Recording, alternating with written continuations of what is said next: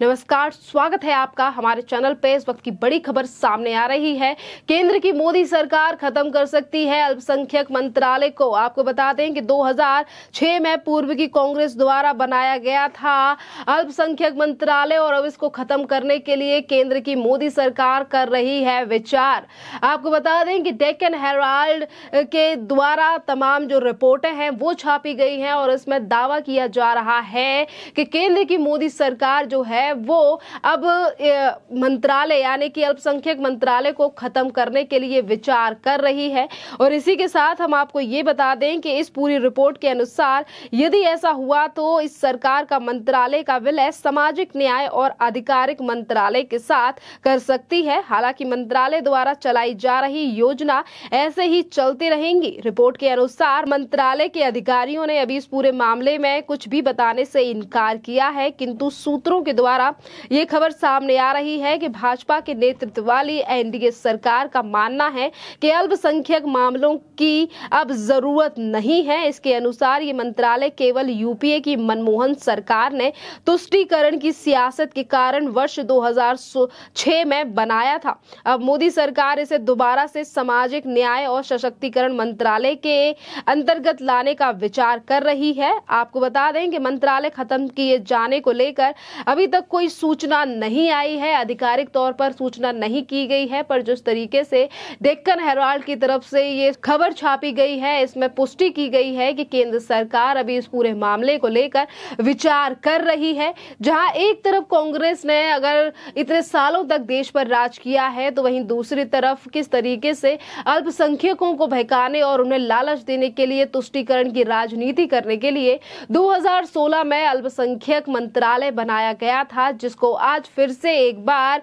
खत्म करने और अन्य यानी कि अगर हम बात करें तो इसे विलय करने की बात सामने आ रही है। सशक्तिकरण मंत्रालय के साथ लाने की बात की जा रही है, सामाजिक न्याय के साथ मिलाने की बात की जा रही है। तो आपको बता दें कि अभी तक इस पूरे मामले को लेकर केंद्र सरकार की तरफ से आधिकारिक पुष्टि नहीं की गई है। जहां एक तरफ तमाम बड़ी खबरें सामने आ रही हैं तो वहीं दूसरी तरफ जहां देश की जनता इस पूरे मामले को लेकर अपनी राय रख रही है तो वहीं दूसरी तरफ बौखलाहट आना शुरू भी हो चुकी है आज कांग्रेस के नेताओं की, जिस तरीके से चीज जो है वो सामने आई है। आपको बता दें कि कांग्रेस और मुस्लिम संगठनों ने अभी से नाराजगी प्रकट करना शुरू कर दिया है। कांग्रेस के राज्यसभा सांसद सैयद नासिर हुसैन का कहना है कि भाजपा ऐसा करके समाज को बांटना चाहती है। कांग्रेस सरकार द्वारा ये मंत्रालय इसीलिए लाया गया था ताकि अल्पसंख्यक मुख्य धारा में आए और उनका विकास हो सके, लेकिन भाजपा सरकार को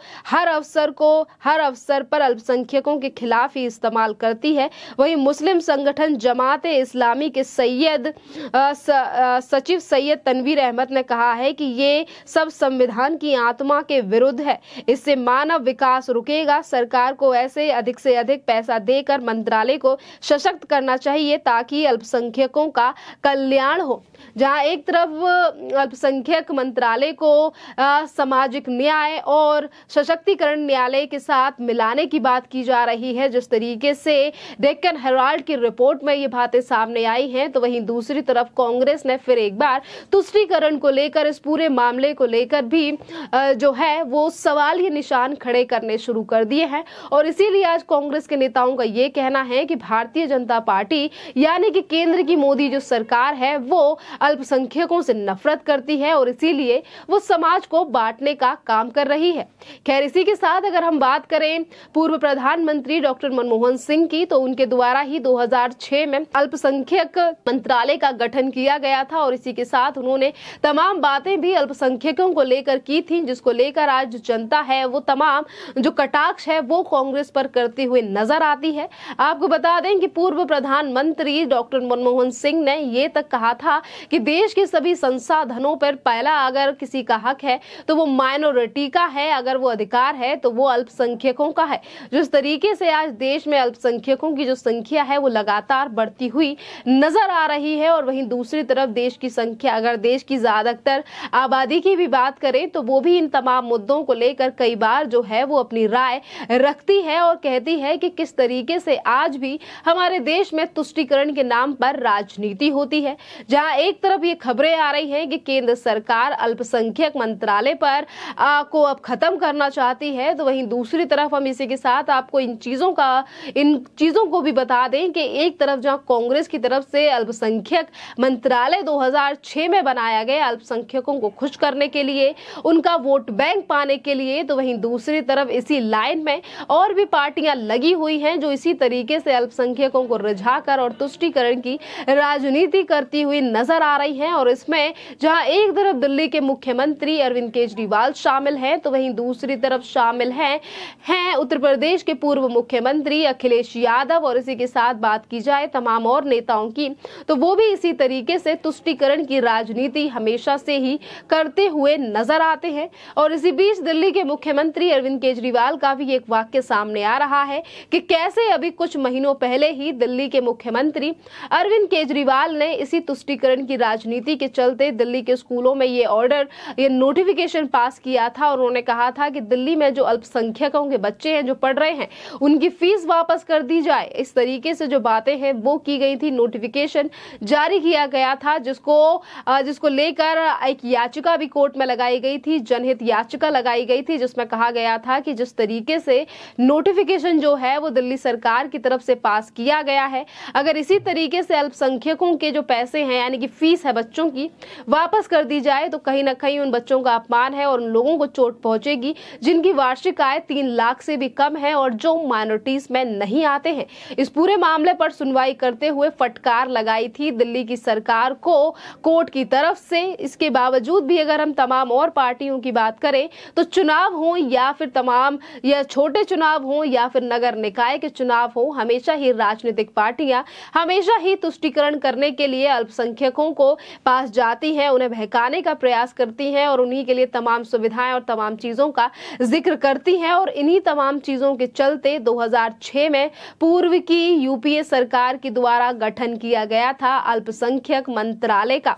खैर, जिस तरीके की चीजें सामने आ रही हैं कि अभी तक इस पूरे मामले को लेकर आधिकारिक पुष्टि नहीं की गई है, तो वहीं दूसरी तरफ कांग्रेस के नेताओं की बौखलाहट सामने आ रही है। तो आपको बता दें कि आज जो कांग्रेस के नेता उनकी बौखलाहट सामने आ रही है, तमाम चीजें सामने आ रही हैं, तो इसी के साथ हम आपको ये भी बता दें कि अल्पसंख्यक के तहत जो लोग आते हैं, जो धर्म आते हैं, उनमें बात करें तो ईसाई, मुस्लिम, जैन, बौद्ध, पारसी, सिख, लेकिन इस मंत्रालय के गठन के समय ही से ही मुस्लिम तुष्टीकरण की सोच झलकती है, चाहे वो योजनाओं का क्रियान्वयन हो या फंडिंग या उनका नामकरण। यानी कि एक तरफ ये जिस मंत्रालय का नाम अल्पसंख्यक मंत्रालय और वहीं दूसरी तरफ मुस्लिम मंत्रालय भी इस पूरे मंत्रालय को कहा जाने लगा। जिस तरीके से यूपीए की सरकार में तमाम जो मूलभूत सुविधाएं थी और तमाम जो चीजें थी वो सिर्फ और सिर्फ एक विशेष समुदाय को देखकर की गई थी। और आज जैसे ही ये खबर सामने आई है कि अल्पसंख्यक मंत्रालय को खत्म करेगी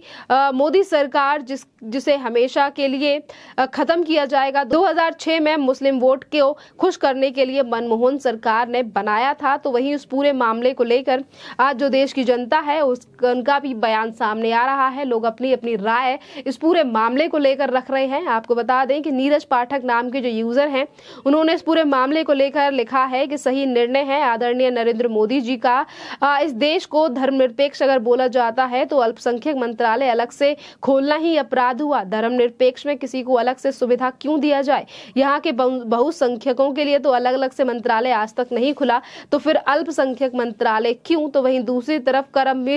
योगी दुबे नाम की जो यूजर है उन्होंने लिखा है कि हम भारत के लोग, इसमें अल्पसंख्यक कौन है? केंद्रीय अल्पसंख्यक मंत्रालय इतिहास के पन्नों में सिमट सकता है। तो इसी तरीके से कन्हैया चौरसिया नाम के जो यूजर है उन्होंने भी लिखा है कि भारत सरकार अल्पसंख्यक मंत्रालय को समाप्त करेगी, इसका विलय सामाजिक न्याय और अधिकारिता मंत्रालय में करेगी, तो आने